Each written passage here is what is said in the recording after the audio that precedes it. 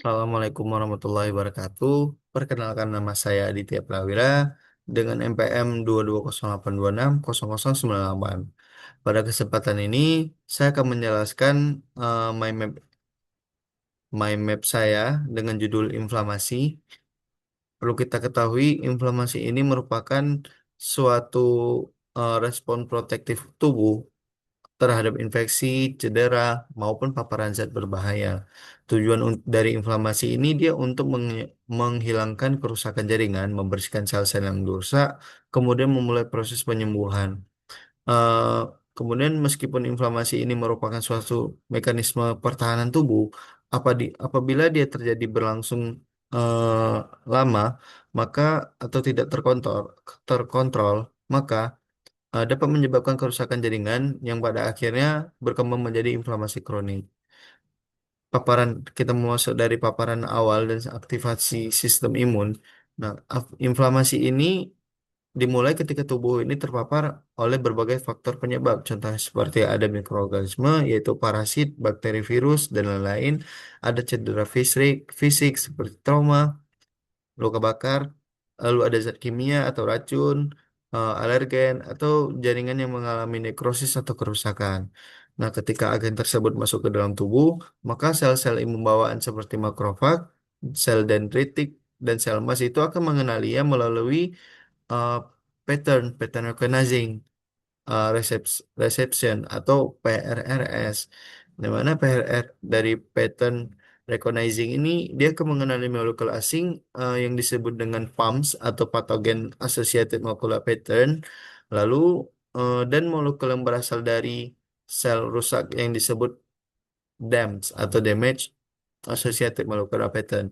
Setelah dikenali, maka sel imun ini dia akan mengeluarkan berbagai mediator inflamasi seperti sitokin dan kemokin untuk memulai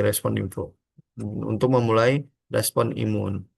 Nah, kemudian perlu kita ketahui ada tanda-tanda klasik inflamasi ini dia itu ada 5. Yang pertama itu ada rubor atau kemerahan. Eh, itu terjadi karena peningkatan atau vasodilatasi sehingga aliran darah ini meningkat ke jaringan. Lalu kedua ada kalor atau rasa panas disebabkan oleh peningkatan aliran darah ke daerah yang mengalami inflamasi sehingga terjadinya rasa seperti eh, panas. Kemudian tanda ketiga yaitu ada tumor atau pembekakan. Akibatnya itu keluarnya cairan dan protein dari pembuluh darah ke jaringan sehingga terbentuknya edem. Lalu keempat yaitu ada dolor atau nyeri yang mana eh, disebabkan oleh mediator inflamasi seperti prostaglandin dan bradikinin serta tekanan edem pada ujung saraf. Kemudian tanda terakhir itu ada fungsiolasea atau kehilangan fungsi pada jaringan akibat kerusakan sel dan proses inflamasi. Tanda Kelima tanda ini merupakan ciri khas inflamasi yang sering ditemukan pada berbagai penyakit. Kemudian inflamasi ini terbagi menjadi dua, yaitu ada inflamasi akut dan inflamasi kronik. Inflamasi akut ini dia merupakan respon yang berlangsung secara cepat, biasanya itu terjadi dalam hitungan menit atau beberapa hari. Tujuannya itu untuk menghilangkan penyebab cedera secepat mungkin. Nah, proses inflamasi akut ini dimulai dengan vasodilatasi sehingga aliran darah ini meningkat, yang mana selanjutnya terjadi peningkatan permeabilitas pembuluh darah yang memungkinkan protein plasma dan leukosit keluar menuju jaringan yang mengalami cedera.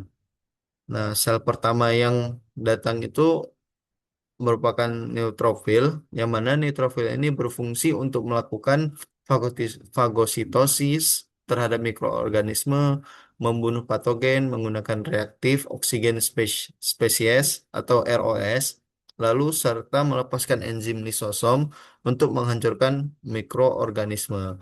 Selama proses inflamasi akut dilepaskan Selama proses inflamasi akut, beberapa mediator kimia itu akan dilepaskan. Contohnya seperti histamin yang menyebabkan vasodilatasi dan meningkatnya permeabilitas pembuluh darah. lalu ada prostaglandin yang mana menimbulkan nyeri dan demam, lalu ada leukotriene menyebabkan bronkokonstriksi konstriksi, dan menarik leukosit ke lokasi inflamasi. Lalu ada TNF alfa dan interleukin 1 dengan yaitu berfungsi sebagai meningkatkan respon inflamasi dan aktivasi endotel. Lalu interleukin 8 yang mana berfungsi untuk menarik neutrofil menuju lokasi infeksi melalui proses kemotaksis. Kemudian inflamasi kronik ini yaitu apabila penyebab inflamasi yang tidak dapat dihilangkan, maka inflamasi ini akan berkembang menjadi inflamasi kronik. Nah, inflamasi kronik ini dapat disebabkan oleh infeksi persisten seperti TB atau tuberkulosis, penyakit autoimun, paparan zat toksik dalam waktu yang lama, maupun kegagalan penyembuhan inflamasi akut. Berbeda dengan inflamasi akut yang didominasi neutrofil. Nah, pada infeksi kronik ini dia lebih didominasi oleh makrofag, limfosit, dan sel plasma. Makrofag ini memiliki peran yang sangat penting karena dia mampu untuk melakukan fagositosis, mempresentasikan antigen kepada limfosit T, menghasilkan sitokin, serta mengeluarkan growth factor seperti TGF B yang merangsang pembentukan kolagen dan fibrosis. Akibatnya, selain terjadi proses inflamasi, dapat juga terjadi kerusakan jaringan dan remodeling yang dapat mengganggu fungsi organ. Baik. Kita masuk ke dalam gambaran histopatologi dan penyembuhan. Secara mikroskopik itu terdapat perbedaan antara inflamasi akut dan kronik.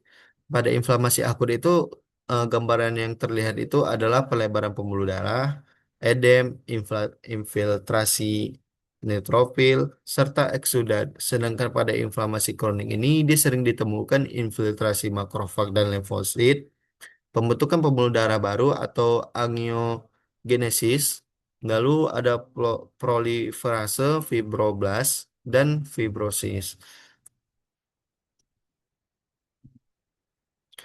Kemudian setelah penyebab inflamasi ini berhasil diatasi, tubuh ini akan memasuki ke dalam fase penyembuhan.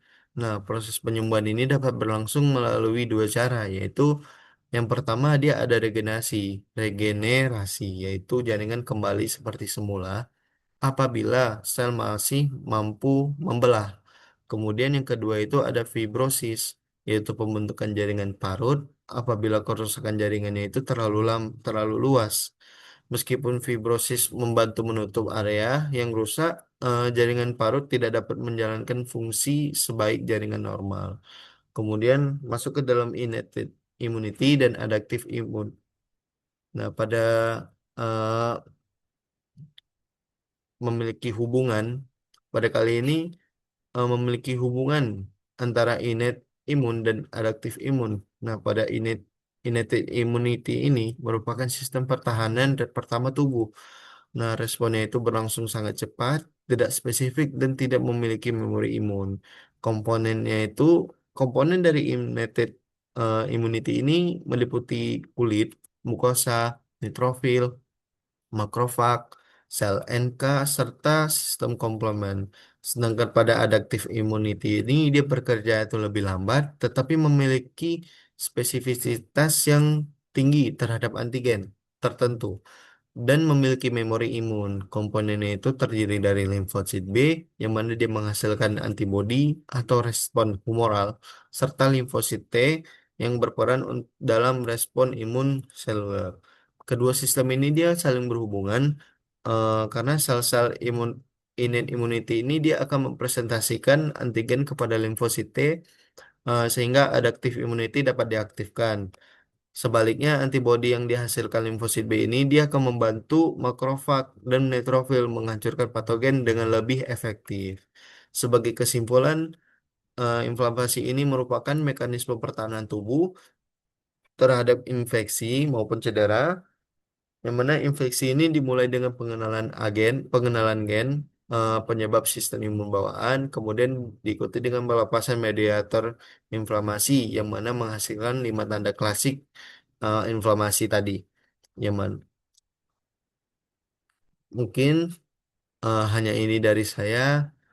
Lebih kurang saya mohon maaf. Terima kasih atas. Assalamualaikum warahmatullahi wabarakatuh.